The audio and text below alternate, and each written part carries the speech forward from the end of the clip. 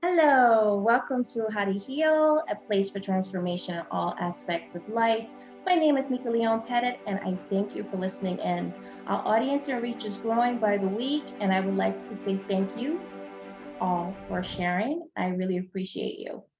It's winter solstice time, give or take a day, depending on where you are in the world, where we have our shortest day and longest night of the year. In ancient times, it has been seen as a symbolic death and rebirth of the sun or of a sun god. And that brings us to our topic and guest today. We are going to dive into Astro Magic and how to create with it in the 21st century. I believe this is an awesome winter solstice topic for going inward and creating with the cosmos in your healing process. I'm excited to introduce you to my mentor and friend, Noel Eastwood. He is a retired psychologist with a background in Taoist Alchemy, Astrology, the Tarot, and the Esoteric. He's an author with several books, his first being Psychological Astrology in the 12 Houses. He also has 3 books on astrology, a book on self-hypnosis and its clinical and psychic use, along with a 5-book series on the Fool's Journey through the Tarot. I believe I have all your books, Noel. Welcome to How to Heal. Thanks, Mika. I really appreciate this. I've been looking forward to our chat today because there's so much material that I've been reading over the past 12 months on Egyptian magic, and the field is huge. So I've read, I don't know, a dozen books, and I'm on the internet basically every day. So yeah, so I hope today we'll be able to talk about those sort of things. And in terms of the winter solstice that you're having on the other side of the world in Australia, where I am, we're heading for our summer solstice. So the longest day and the shortest night, and I think the weather is predicted to be hot and sunny. So yeah, quite different to where most of your listeners will be. Yeah, isn't that interesting? So we are recording this on winter solstice here in the Northern Hemisphere, where we're going to have the shortest night, and Noel is in the the southern part of the hemisphere where he's going to have the longest day. So that is awesome. Yeah, and can you tell our audience where exactly you are, and how about your personal healing journey that has led you to where you are today? Okay, well that'll be a long story because I'm pretty old, so been there and done a lot of things. So I'm in Australia, in the capital city of Australia, which is Canberra, which is in the mountains on the east coast, and so we con a little bit different to most of Australia, which is like 75% desert. So we have we can grow cherries and apples and all sorts of cold climate uh, foods here that Mhm. you normally can't get on the coast where we originally came from. So my healing journey, well, when I was a little kid, when I was an infant, I got uh, glandular fever and was sick with tonsillitis and mumps and all sorts of horrible things in that area, earache. So my memories of before I went to school were basically of pain. Wasn't much fun. But I was very interested in healing, particularly herbs as a youngster, and I did a correspondence course on herbs as a teenager. I was very lucky because in 1980 I discovered Tai Chi, and that really was the start of my journey. And from there, within 6 months, I was leaving my body at night and astral traveling and doing all sorts of weird things, meeting people out there, people that were dead and other entities. That hasn't stopped. I'm lucky that those experiences happened early in my life because it's basically formed my journey.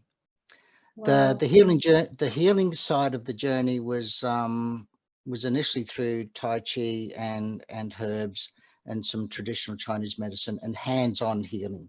So I was lucky that my teacher, my mentor, Simon Lim, his teacher of the Chen line was a healer. So he used Chinese medicine and acupuncture, but mostly acupressure with the qigong, with the energy. So that's what I learnt. And so that was good, because my children came along, and the first one was very sick. So I used a little bit that I learnt then, and also the bark remedies, which were really interesting things.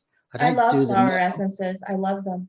Yeah, yeah. I haven't got back into it since the kids were little, but yeah, it opened up another avenue.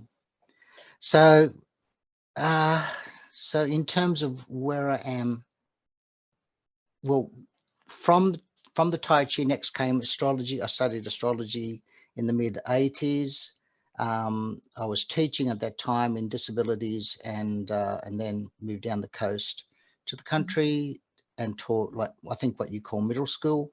And then I went back to university, studied psychology, came back as a school psychologist. And then all through this period, I had my own practice, a private practice that I did, like, of an evening and weekends, teaching astrology, Tai Chi, meditation, and I was practicing clinical hypnotherapy initially, psychotherapy. I had a mentor who was a Jungian psychotherapist, so that opened my eyes as well. And then moved up to Canberra, and now I'm retired, which is wonderful. So what do I do now?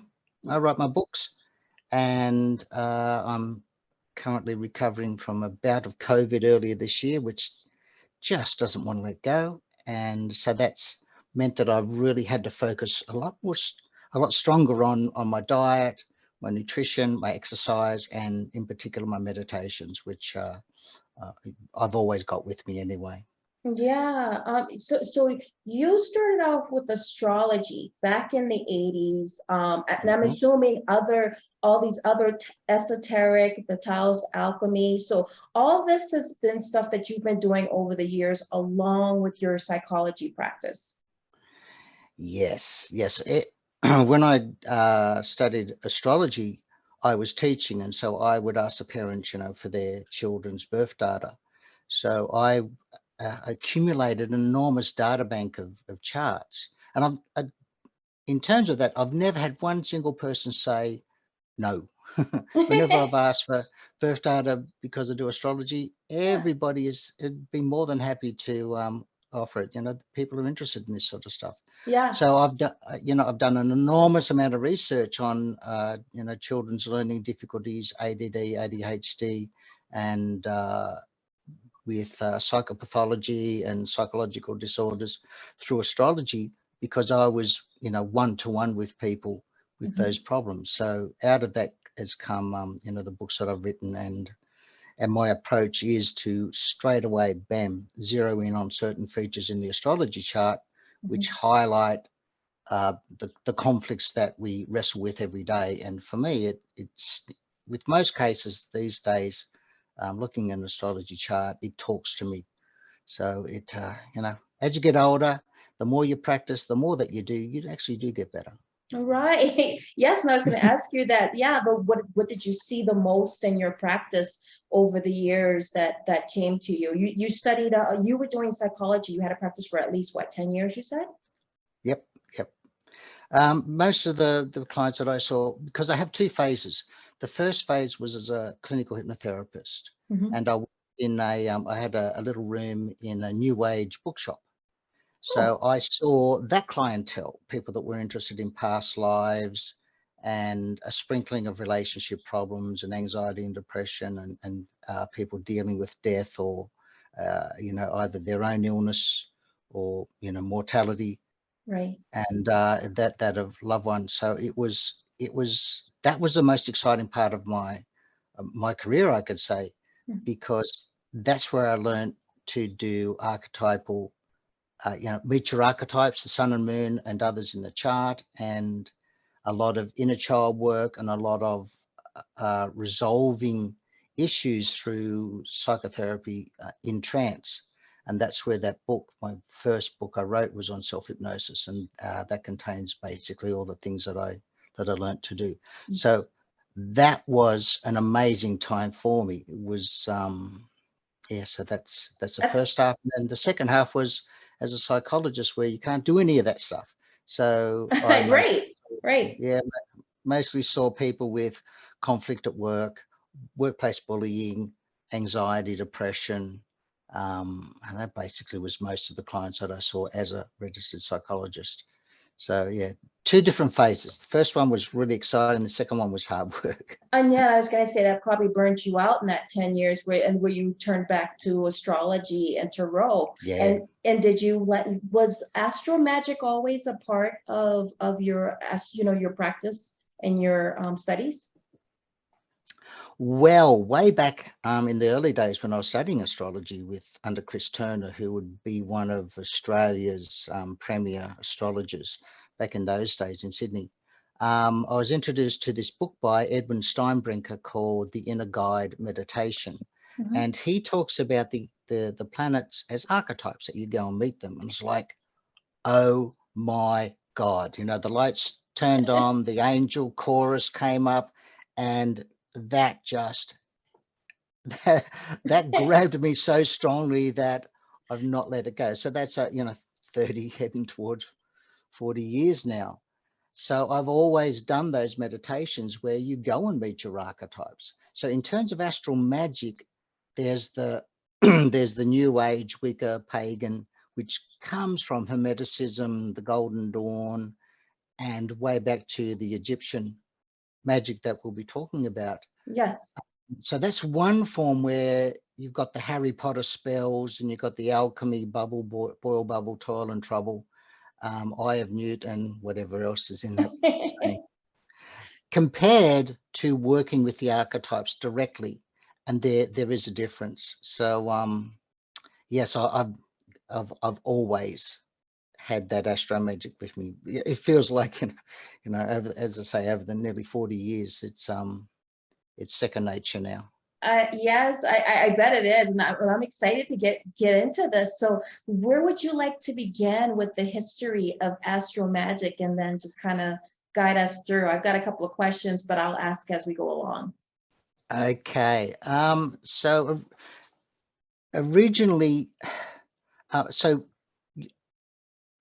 the Fertile Crescent of Iran through Lebanon, Syria, and eventually across to Egypt. That's basically the Western world's origins of civilization. So what happened is, because of the fertile soils between the Euphrates and the Tigris River in Mesopotamia, people had time. They could grow massive amounts of food, and they could sit around smoking their pipes and talk about philosophy and belief systems and gods and share stories. Mm-hmm. So when people finally migrated across to the Nile River and settled there, that was quite isolated initially, so that it allowed the Egyptian people to have a string of pharaohs unbroken for like 3,000 years, up until Cleopatra VII, when it ended with the Roman invasion.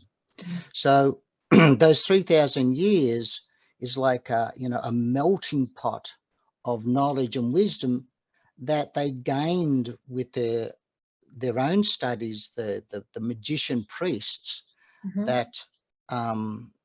that formed there. They did their own studies, a little bit like Tibet. We look along upon the Tibetans as being the master of meditation and Right. alchemy, internal alchemy. Well, the Egyptians were the same, very much the same. They had access to the Mediterranean Sea, so they were in trading with all of the countries around the sea. So the Romans, the Greeks, the in Spain, everywhere. And then they also had access to the Red Sea, which went down to Arabia, down to East Africa, and across to India. Mm. So they were like a melting pot, because trade went through them, because they had such an excess of food. The Nile Valley, and when it flooded, it just was so rich that the people there grew most of the wheat, for instance, during the Roman era, came from Egypt. They had such an abundance of food. And so when you don't have to go out hunting every day looking for food, it just, turns up on your plate, like an Uber Eats or something like that. Yes. You have time to evolve and develop your And spiritual reflect world. exactly, and use that time for growth and development. Yeah, that's right. Yeah, and I even saw that.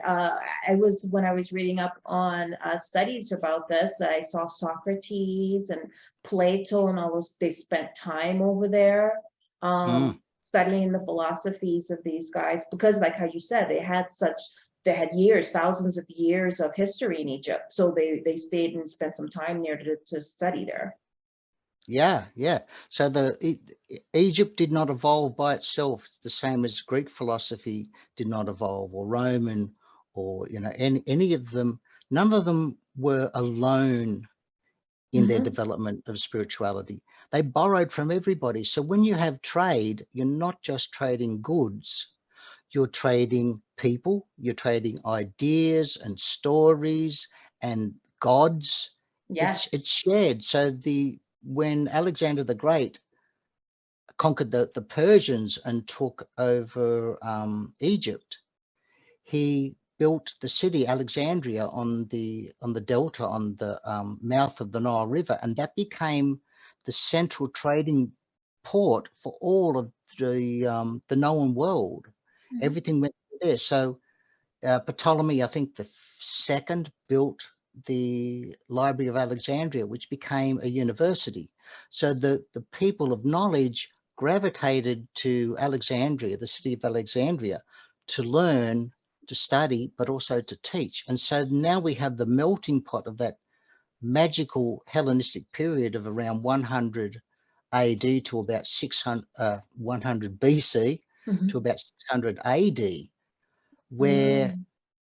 not just the knowledge of uh, yeah, um, engineering and mathematics and astronomy, Mm-hmm. but astrology. Anyone that was anybody studied astrology back in those days, even in Tibet today. Oh, Uh, yes, and the doctors as well. The doctors, yeah, part of their training was to know astrology. yeah, you Mm-hmm. can't, if you can't cast a chart for someone's health, then you're not a doctor. But Exactly. they were the same back in those days. So that's where we during that period we had astrologers from all around the known world, including India and Tibet and probably even China, as well as Africa. And the Arabians were heavily influential on Western astrology.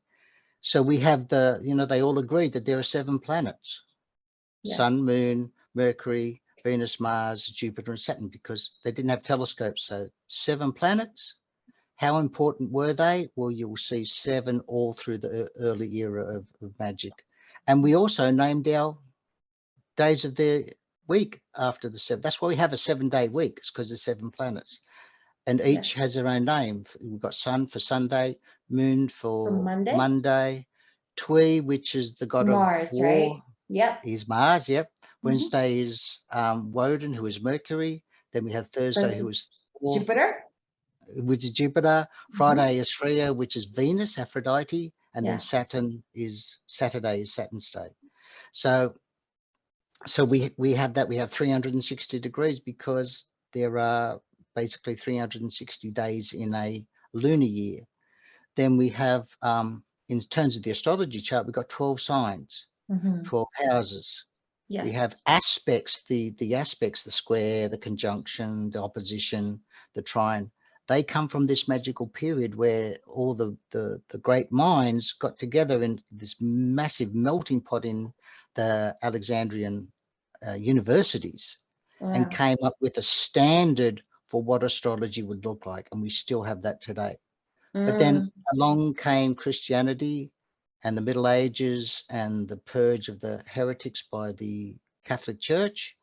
And if you put your hand up in Europe that you were an astrologer, or you practice witchcraft or magic or paganism, or even that you believed differently, even though you believed in Christianity, if you belonged to a different sect, like the Right. Cathars and the Bogomols and the Gnostics, even the Essenes, the Catholic Church was so aggressive, they would go out and kill you. They would not only kill you, they would kill your family and your Right. village, even your city.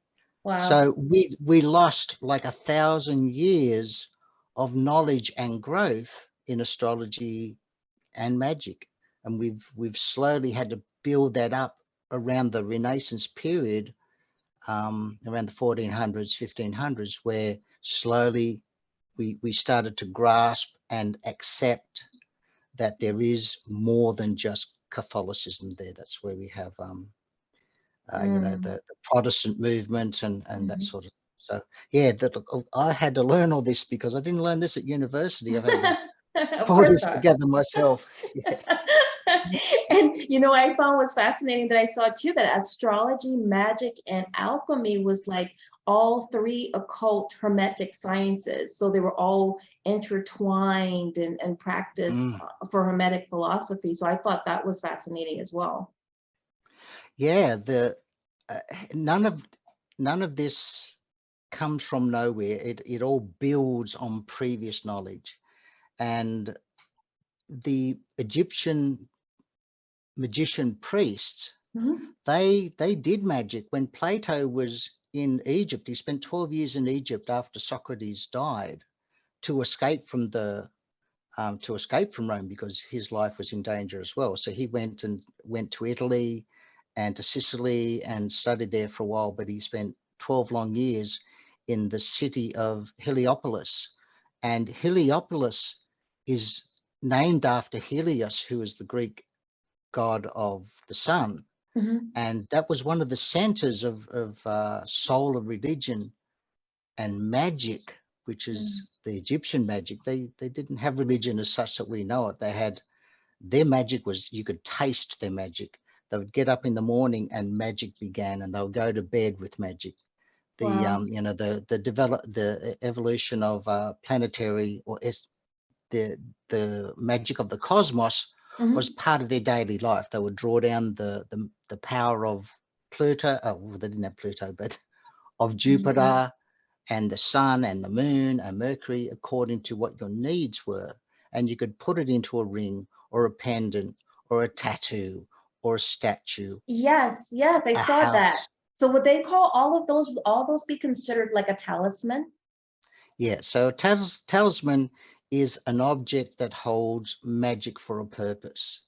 So the purpose could be to protect you. So you know how Egypt has the eye, you see Yes, the beautiful yes. choreographed eye? Well, that's, if you put that on a pendant and wear that, that will ward off the evil eye. So anyone that wishes you evil or wants to do harm to you, you wear the eye, and that protects you. So talismans were so common. If you had a business, you would have Jupiter and Saturn and the sun somewhere, either as a statue or as a painting or in some physical form that was created and crafted by one of the magician priests, because the average person didn't really have those skills or the power to do it. Right. But the magician priests of Egypt crafted these talismans and sold them.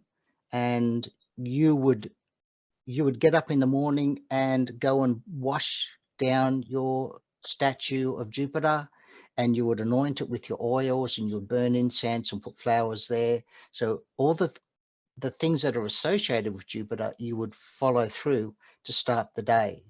And then at night you would say your prayers to him and sing the chants and then go to bed. So yeah, every day was involved with the rituals of magic.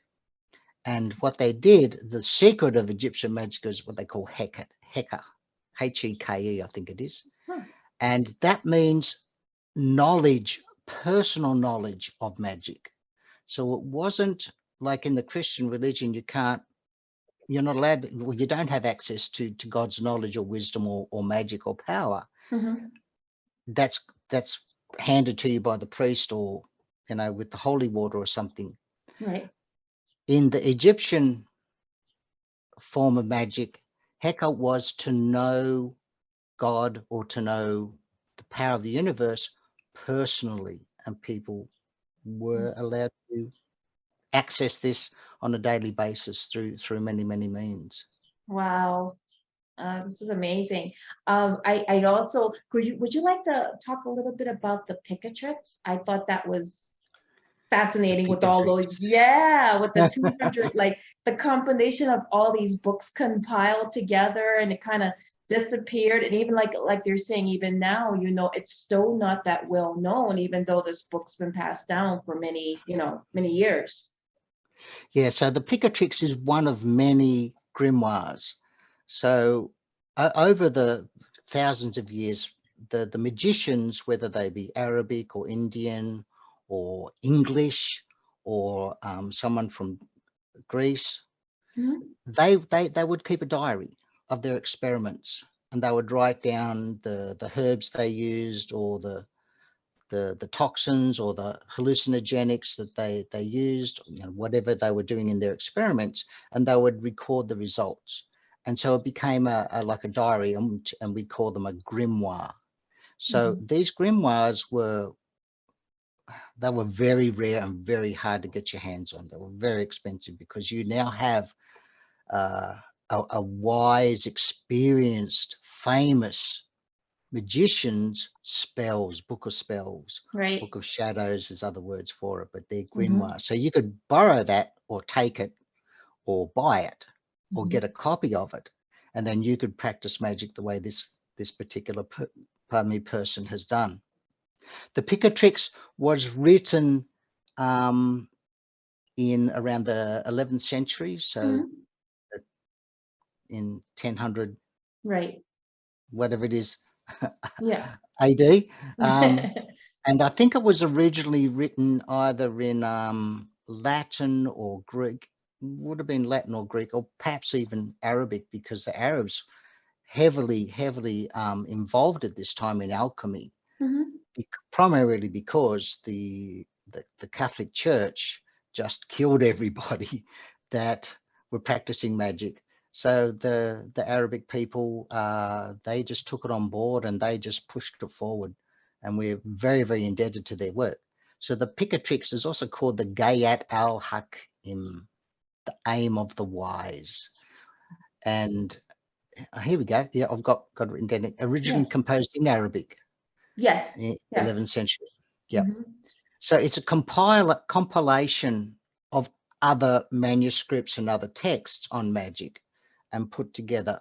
But basically, it's all about how to make astro magic, how to pull down or draw down the magic of the moon, draw down the magic or the powers of the sun or any planet, right, and impress it into a talisman.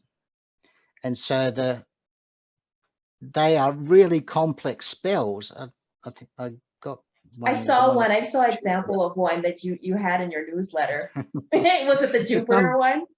Yeah, it's unbelievable, because you've got to have, like, you've got to have the eye of Newt and a horn of a unicorn, and the brains skin of a of a monkey. lamb. Yeah.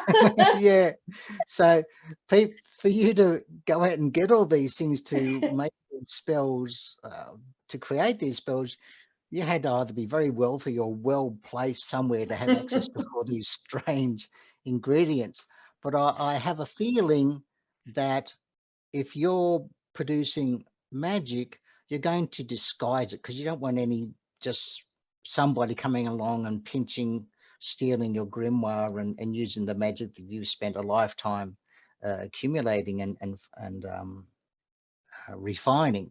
So a lot of these spells you have to take with a pinch of salt, because you're just not sure exactly about these ingredients. The other thing is, you also have to know astrology, because you've got to do it on Jupiter's day, at the Thursday. on a Thursday, and it has to be Jupiter's hour, and it has to be when Jupiter is in a certain place, or the moon has to be in a certain position in the heavens. So would Jupiter hour be something like, would you have to look at the deacons for that? How would you find out your Jupiter hour?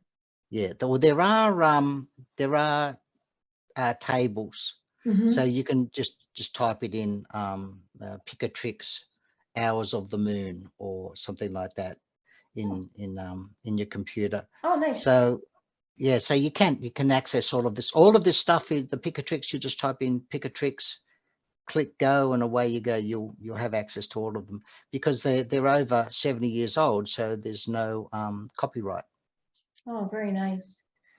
So the Picatrix is famous because it spells out their spell casting methods and their making of talismans quite clearly.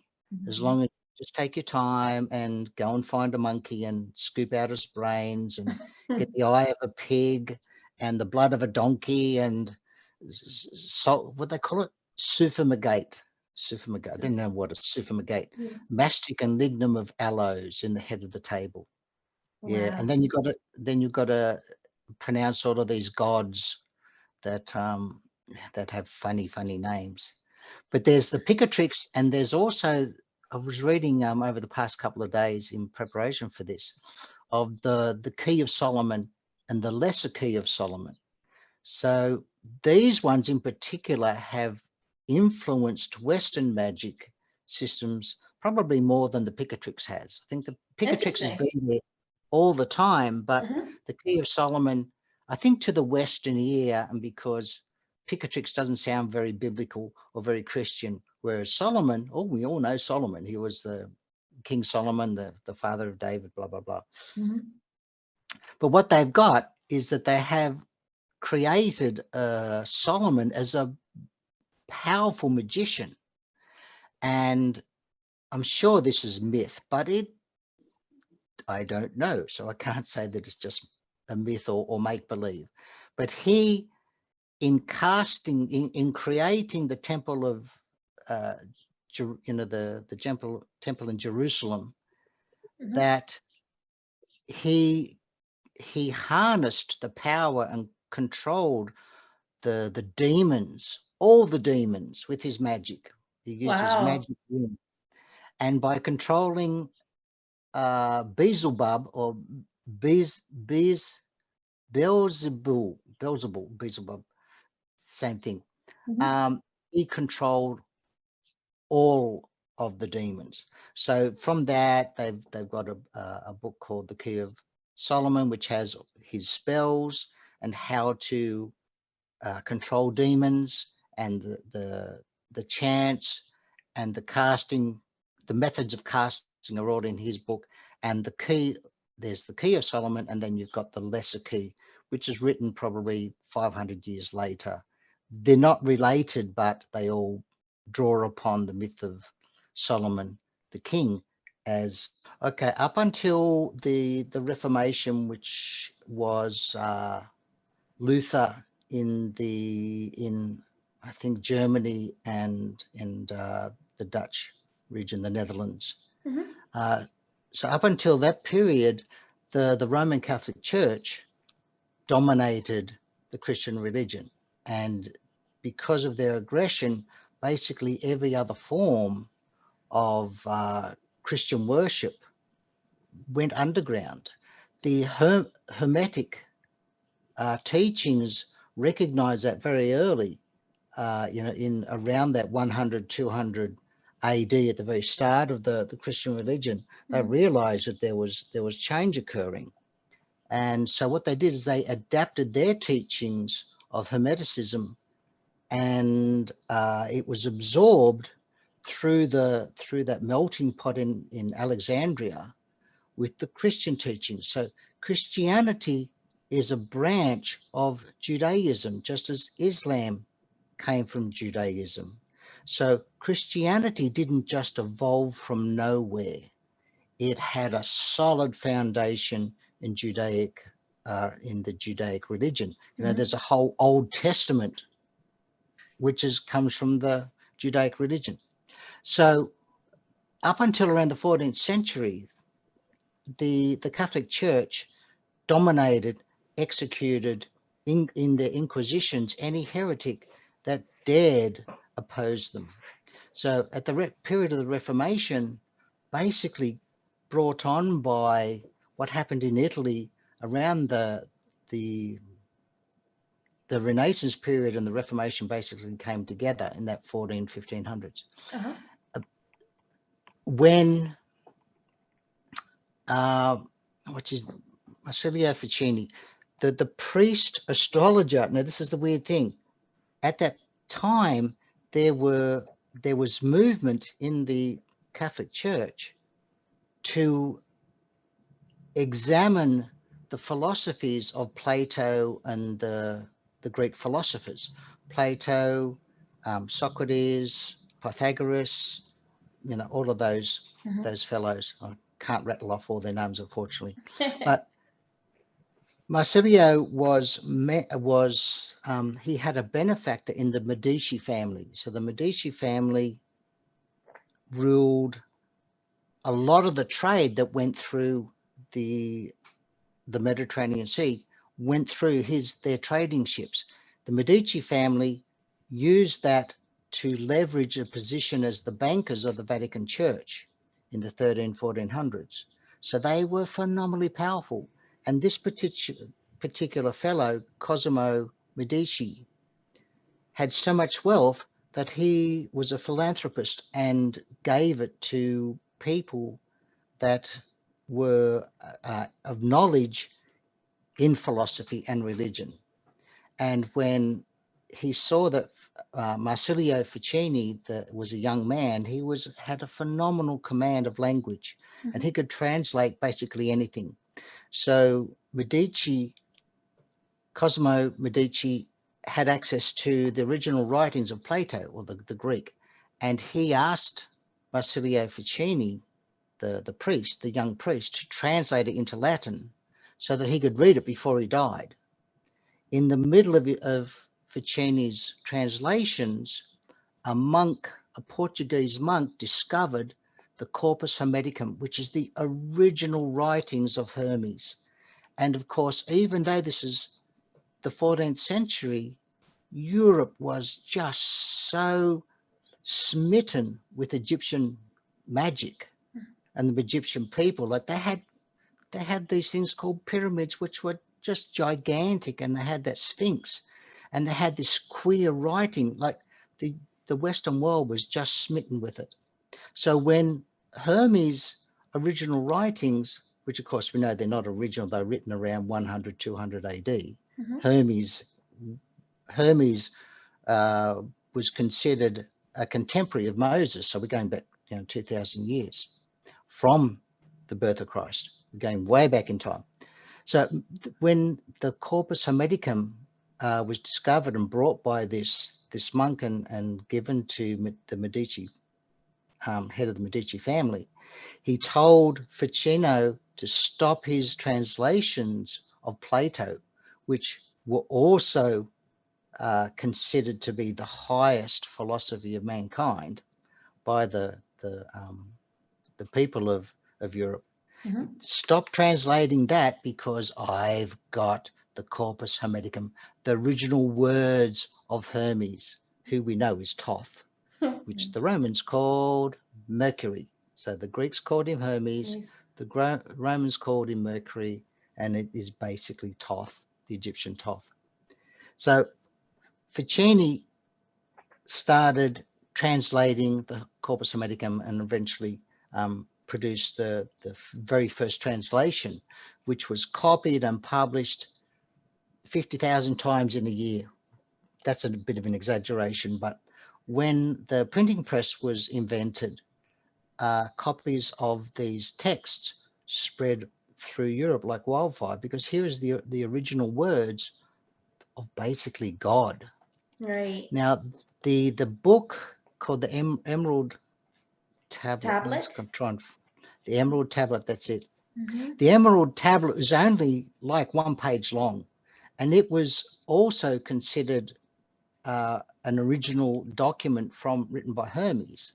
It was written between 200 and 800 AD, but it draws upon the knowledge from several thousand years of Hermeticism, and Hermeticism is basically Egyptian magic. They're both the same. Right. Hermes being Thoth.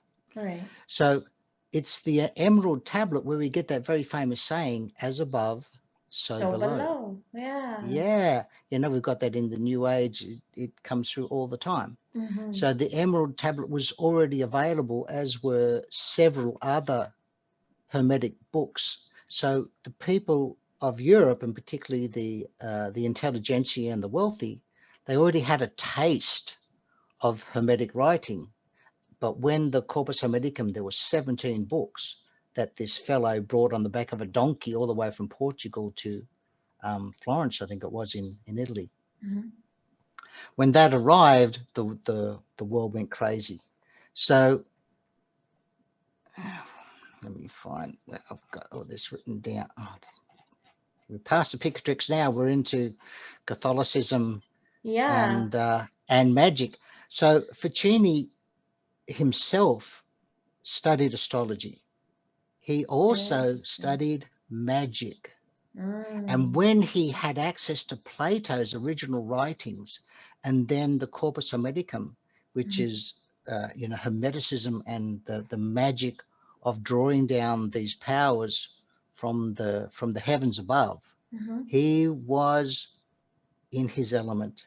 Now he had to be very careful because this is in the middle of the Catholic Inquisitions and entire cities being put to the torch Right. by Catholicism. Mm-hmm. So he called it natural magic, and Oh, I saw that. he and a few others. There weren't many.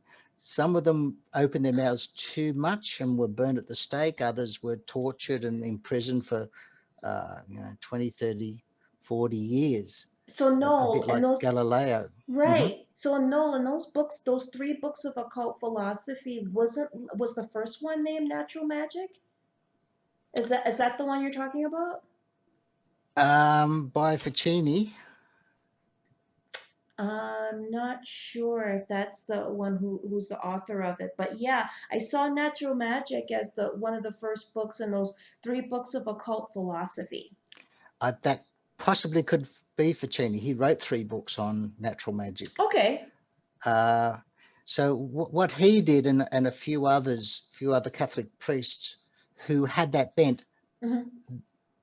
they were involved with the Vatican. They were with Catholicism all the time. They went through the education system of the Catholic Church, so they knew the corruption that existed in the Vatican and in the Catholic Church, and they were fed up with it. They just saw that there was so much deceit and so much greed and corruption in their church that they saw Hermeticism and the Hermetic writings in the Corpus Hermeticum. They saw that as a way of cleansing and bringing Catholicism back to where Hmm. it should be, which is the Interesting. worship of God in an honest and honorable and respectful manner. Hmm. So they also reflected back on these particular priests, reflected back on the city of Alexandria, which had one of the suburbs of Alexandria reflected the original Heliopolis. Oh, damn it! I hope I got the word right. Heliopolis, which was a city in Lower Egypt, thousands of years ago, which was protected by the magic of Helios, who is the sun god of Egypt. Mm-hmm. So the whole city had statues and pinnacles that were dedicated to the gods. And of course, the magician priests would go around every day and do their rituals and say their chants and say their prayers to keep the magic, happening. Mm-hmm. So some of these Catholic priests wanted to do the same thing with the Vatican. They wanted to be able to draw down the magical powers of the heavens and place it in the Vatican. And of course, the moment they mentioned that to the heads of the Catholic Church, they were straight away Yeah. considered heretics. So Shunned. so they had to be very, very careful. Ficino actually survived, although one of his students or one of his colleagues, Pico, I can't remember his last name, he actually dobbed Ficino in for heretical thoughts because of his natural magic. But Ficino had very wealthy and powerful friends and didn't actually get tortured. Wow. But there are several others, the most famous being, what was his name? Hang on, see if I can find it. Yeah, this is fascinating. And I'm sure a lot of people don't know how entwined some of this stuff is with, like how you said, with the Catholicism, for one, and probably several other religions as well. Yeah, the Catholic Church was heavily influenced by uh, Hermeticism and not so much Gnosticism. Hmm. Gnosticism, which is Gnos, Right. Gnosticism, Gnosis, Hmm. Gnosis. Nous is the Greek word for knowledge, nous, Nous. And Gnosis is like a branch of Christianity Yeah. that is heavily invested in Hermeticism. And the Egyptian Hermeticism was Heka, knowledge of God through self-experience, by personal experience, touching upon God through your meditations, through your prayers, and through rituals. So Right. gnosis, the word, the gnosis religion, or whatever you would call it, had very much the same beliefs that you can't touch upon, you don't rely on a priest or anybody telling you what is godly or the right thing or what is spiritual.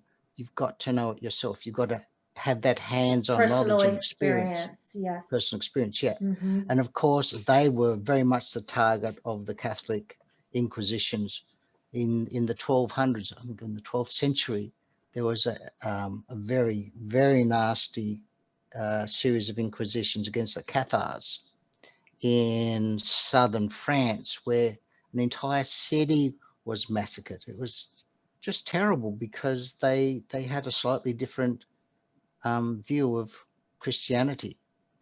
But getting back to the Catholic link with Hermeticism, is that these priests who studied astrology, there's a book with some of the letters from this Marsilio Ficini, where he talks about, his astrology chart and how Saturn is currently transiting his ascendant and making him sick and depressed. And, so he's actually talking astrology as an astrologer. Right. So, when I first read that, and that's actually how I got into, that was the window that got me into Egyptian magic and Hermeticism, Uh-huh. is Ficino actually saying this, because I thought that there's no Catholic priests ever Right. were astrologers. They weren't Right. magicians. They weren't alchemists. No way in the world.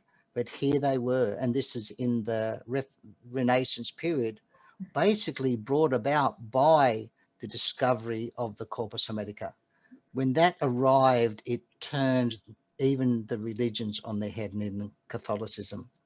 There was one pope who actually had one of these priests who did astrology to come in and heal him and protect him from bad vibes from the people that wanted to harm him. He allowed this priest to put him through a number of healing rituals over a series of years to protect him from the evil eye, from evil spirits.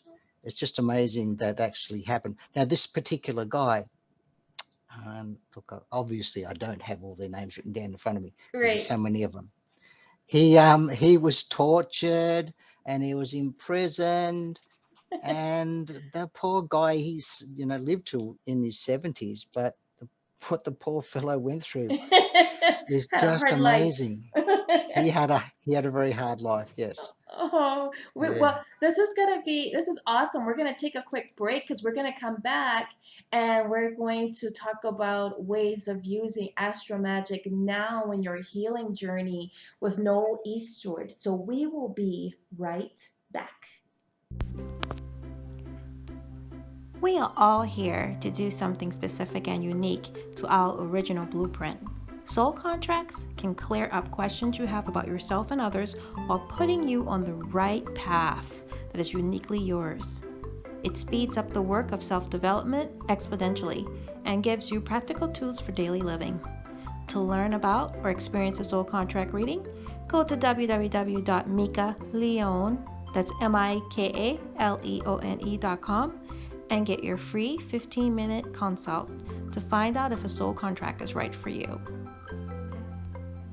Welcome back to How to Heal, a place for transformation in all aspects of life. We are here with Noel Eastwood talking Astro Magic and how to create with it in the 21st century.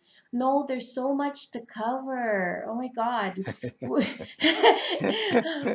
There's so much to talk about here. We're going to have to come back later, but for today, can you give the listeners, those who are, at least if they haven't even done any astro magic yet, they're just getting into astrology or just learning about these types of concepts, can you give them an idea how they can utilize it in the here and now in the 21st century?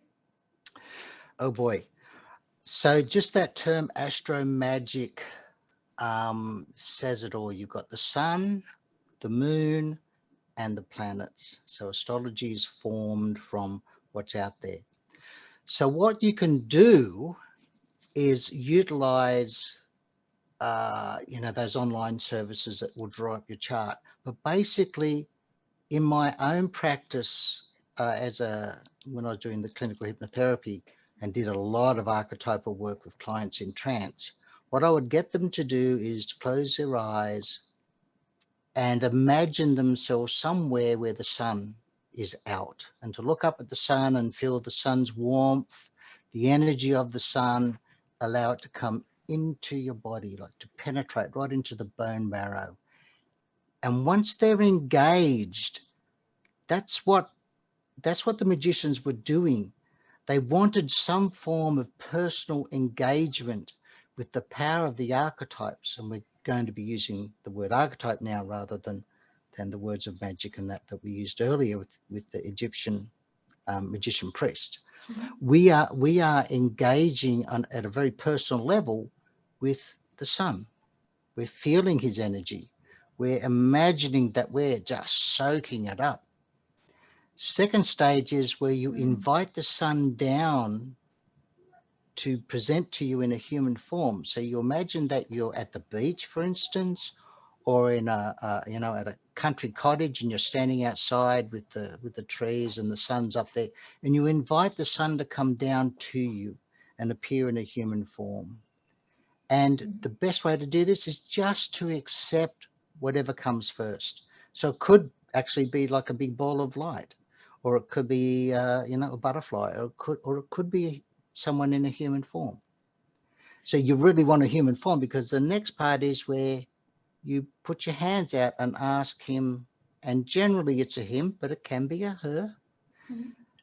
Ask the sun to take your hands in his and to just send you all of his light and love. So now you have that tactile engagement. You feel the texture and the warmth of his hands. And then you become very, very passive. So you're actually dropping from a light trance where you're doing the imagery, you're dropping into a medium to deeper trance where you're gone from this world. You can't hear the cars beeping outside. You can't hear the cat scratching at the door wanting to be let in. That's gone. You're in your inner world. That's where the magic happens. Right. So you feel that energy, and then you become very passive, and you just let yourself just fall back through the back of the chair or through the bed and soak that energy up and feel, where is the sun sending that energy? Where is it going? And you want to be sensory in this, not just visual, but sensory. And you would do the same with the moon. My favorite place is by a lake, and when the sun's there, it's daytime. And when I want to see the moon, it's just getting dark. It's twilight, and on the other side of the lake is the moon just rising, and there's that trail, that stairway to the moon reflected on the water. Oh, I like that. Yeah, and I invite the moon to come to me in a human form, and she comes along dressed as in these, long Grecian gowns, and then I usually get a hug from her. I can take her hands, but I've done that before. So the hug part is like, oh my God, this feels good. And you soak it up. You just like a sponge in a puddle of water. So you become very, very tactile, very sensory, and very personal. And then with practice, you talk. You say, look, I got this problem with a worker, someone at work, and I don't know what's going on. How can you advise me? And so with practice, and I'm talking a lot of practice. Uh-huh. Well, for some people it's easy, but generally you've got to work at it. The sun and the moon will advise you. So they become the two pillars, your two guardians, your two counselors in the inner world. So Nice. if you want to, you can go and explore, just say, an incident that happened 20 years ago, and it still affects you. You can go into that image or that memory. Usually we go after the memory, it's much safer. But you take the sun and the moon with you, because they'll be able to advise you what to do. They will protect you.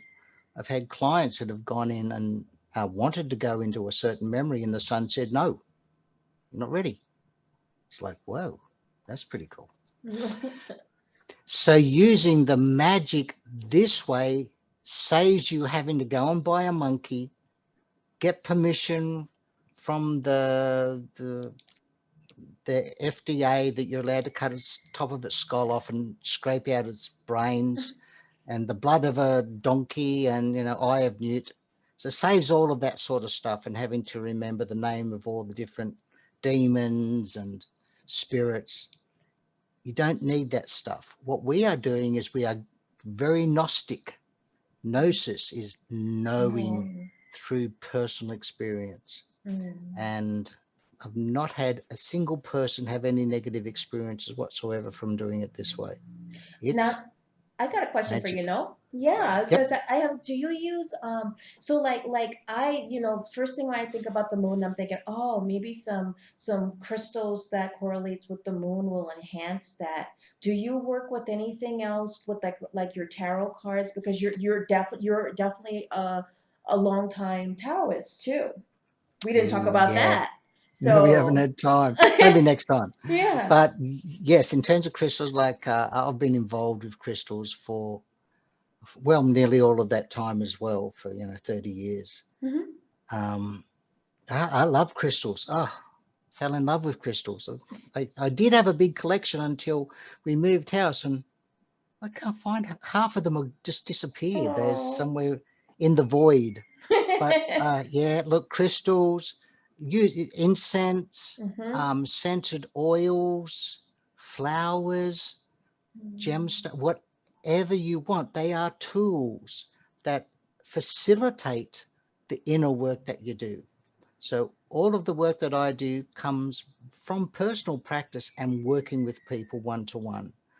One of the first things I learned when I was doing clinical hypnotherapy, I was mentored by a psychotherapist. One of the first things he said is, don't be afraid to take people into the inner world. Don't be afraid to get them to close their eyes and go into trance. Right. And don't be afraid if they cry, because people cry. It's normal. And that was so refreshing, because psychology is like, whoa, they can't even use the word emotion. They call it affect. Oh, you're having affect. No, Wow. I'm having an emotion. Right. It's very, very anal. Yeah. So psychotherapy, clinical hypnotherapy is definitely the way to go. And the way they are training psychologists today is basically, it's almost like accounting. It's just numbers. So yes, definitely use pictures. So if you're studying Egyptian magic, then you would have posters of it, of that place and that time Symbolism. that reflect symbolism. Yes. Thank you. Yeah. Statues, talismans. You would make your own talismans, and you can go to those books of the Picatrix and the Key of Solomon. You can go to those books and read up the spells that they've used and how they came about it. But really, the simplest way, and what I find has the most profound psychological and spiritual effect, is you do your inner work. The inner world is the spiritual world. Right. The moment that you close your eyes, your brain starts dropping down the fast beta brain waves and moving you into alpha, which is like you're in this space where there's no thoughts at all, and then into theta, which is where you start to get the lucid imagery and you are engaging. Basically, you're in a dream, in a lucid state. What would So you you can recommend do for that. that? No, yeah, I was gonna say, what would you? Because I know we have your book. Tell me your book again about the psycho. Self-hypnosis, Yes. self-hypnosis, tame your inner dragons, clinical and psychic use of trance. So I wrote that book back in 1996. Well, that was the first version, and I've since rewritten it, I think, about 2 years ago. Mm-hmm. But it's sort of a summary of all the experiences I had in that golden era of working as a clinical hypnotherapist and blending astrology with psychotherapy techniques and a little bit of magic, a little bit of alchemy, whatever I could squeeze into it, I did it. Right. And the results of doing that just reinforce over and over that this is the way to go.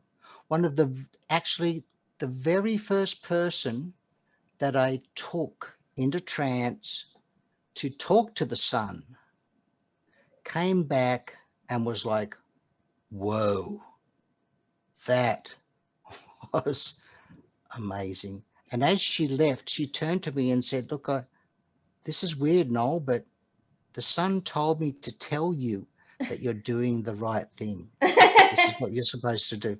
Like, that was even more cooler. Yeah. So And she'd never had experience with that kind of work before. none whatsoever. Nothing. Not at all. She was actually a therapist herself, and she had died many, many times from asthma. Oh wow. And she now had 2 children, and she didn't want to die anymore. She would just get sick, and they'd have to race her off to hospital. So I thought, oh, this will be interesting. So close your eyes, going deeper and deeper. And I'd previously had some work with another client calling on Jesus. Mm-hmm. Now, I'm not really religious. In fact, I'm not religious at all. Right. But you learn things. Mm-hmm. And this fellow met Jesus, and Jesus gave him his exact time of birth to the second, Oh, wow. which was pretty amazing. So anyway, this girl, she met Jesus, and Jesus told her, he said, the reason that you're dying is that when you were a child, your mother and father were always on the brink of breaking up, of separating. And so what would happen is that you would have an asthma attack, and then that will keep them together. And every time you felt threatened and insecure of the separation, you would have an asthma attack. But now it's a habit. It happens whenever you get emotional. So when she finished the session, she was really quiet. Mm-hmm. And she said, she told me what Jesus said. And Jesus' words to her at the end of the session was to place a feather at her feet. And he said, walk gently, walk softly. It was just beautiful. Absolutely beautiful. Wow. And guys, the name of Noel's book is Self-Hypnosis, Tame Your Inner Dragons. And then also you may want to check out his Psychological Astrology in the 12 Houses, especially if you're just getting started with this type of work. Noel, do you have any other resources that you recommend people may want to check into? I know you sent me a page on Astrological Magic, a link or something. And that's in your newsletter as well, right? You've got it in the newsletter. I've got a free newsletter that people can access. You want to It tell doesn't them? cost anything. Just go to my website, plutoscave.com, just one word, and click on the subscribe button to my newsletter, where all the stuff that I talk about here today, it's all there. I put out these newsletters every fortnight on something that is of interest to me, something esoteric, astrology, tarot, and spiritual stuff like this. Anything to do with the occult, I write about and put a I love hell of a it. lot of effort into it. Yeah, I Yeah. love it. And you're coming out, you're thinking about coming out with some new writings on your studies that you're doing right now, correct? Yes, yes. This has been a very long work in progress. The Egyptian magic and astrology, and Catholicism. You know, how the influence of the Catholic Church on the New Age, really, because Right. all of it goes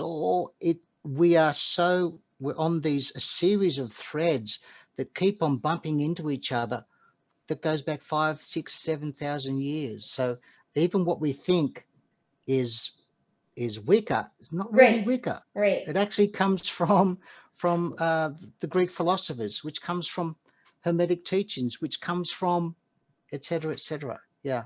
So I'm hoping to, I've got three newsletters that I'm writing now on this subject. So the first one is an introduction to Hermeticism and ancient Greece. The second one is the talismans and the Picatrix and the Key of Solomon.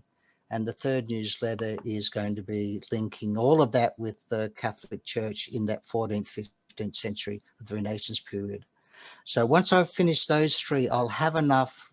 I would have read enough books. I got so many books on this stuff now that I'll be able to write maybe a 50,000 word book and publish that, which that'll be a big job, because this year the only writing I've done this year, I published the Wands, the Fool's Journey Through the Wands, on the 1st of January this year, and then within 2 weeks I had COVID, and that smashed me Oh, because of yes. my living with chronic fatigue.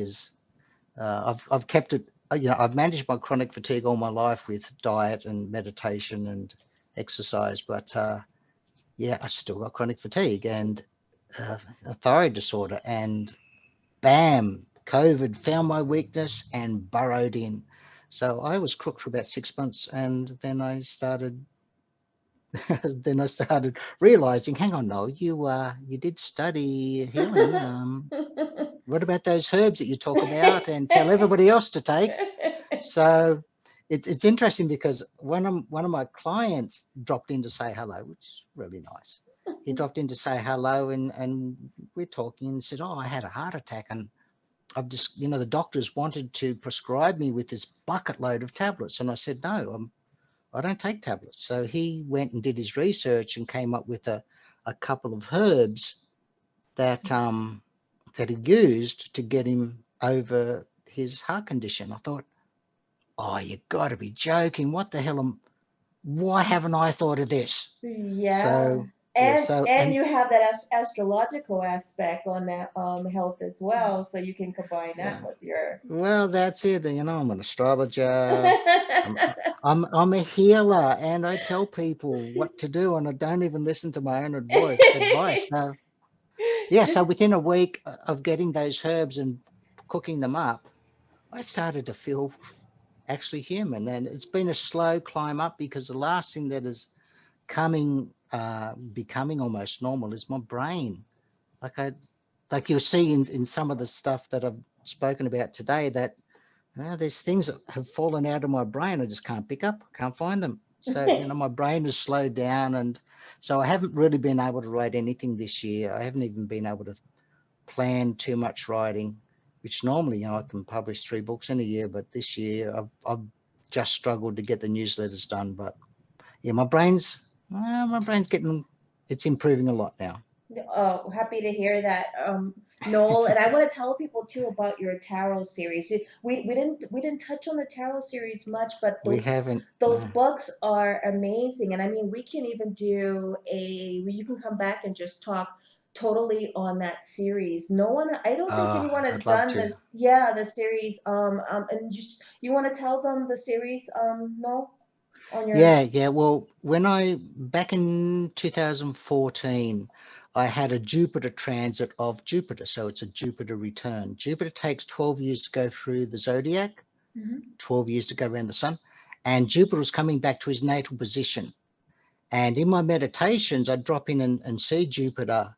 And because my Venus is conjunct next to Jupiter, I would go into my chart and see Jupiter and Venus together, and they're chatting along. They're really, really happy, and I would say to them, what's going on? A Jupiter return is like a magic time. It's when things start to buzz and happen, and it's beautiful. Right. And Jupiter and Venus would just giggle and say, yeah, you'll find out. Anyway, within a couple of months of the transit, bam, I started, I created up my new website. I started writing my first book on psychological astrology in the 12 houses, and away I went. It just started to happen. But when I created the website, I had nothing to put on it. So I thought, you know what? I'd seen someone write something on the Fool's Journey, and I'd read it in a number of places, and I thought, I can do that. Right. So I wrote the first book, The Fool's Journey Through the Tarot. Major Arcana was the first book I wrote. Yes.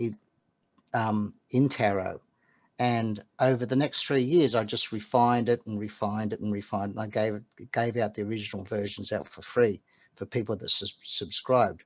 But the book today, compared to the one then, is almost a completely different book because I've spent so much time working at it. But that particular book, the Major Arcana, is the first one, and the reviews are fantastic. Like, people actually like what I write, which is amazing.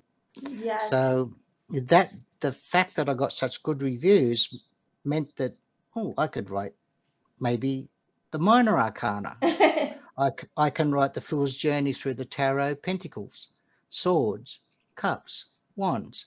But I didn't want it to be another recipe book. I wanted Right. it to be a story, a fictional story. Yes. Because the first book was the hero is the fool. I called him Fallen, which is the French name for fool. And Fallen meets the lover in the lover's card. So he meets Eve, his future wife. And so the archetypes of the magician, I call him Hermes, and the high priestess is Hera. Yeah. Good Greek names. And the Hierophant and the charioteer and the emperor and the empress.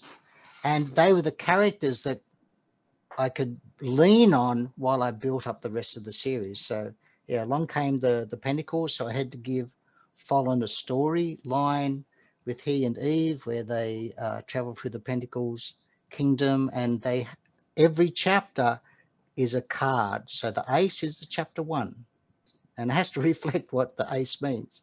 Right. Chapter 2 was the 2 of Pentacles, and chapter 3 was the 3. So there's 10 chapters, and so each chapter is a lesson on that card.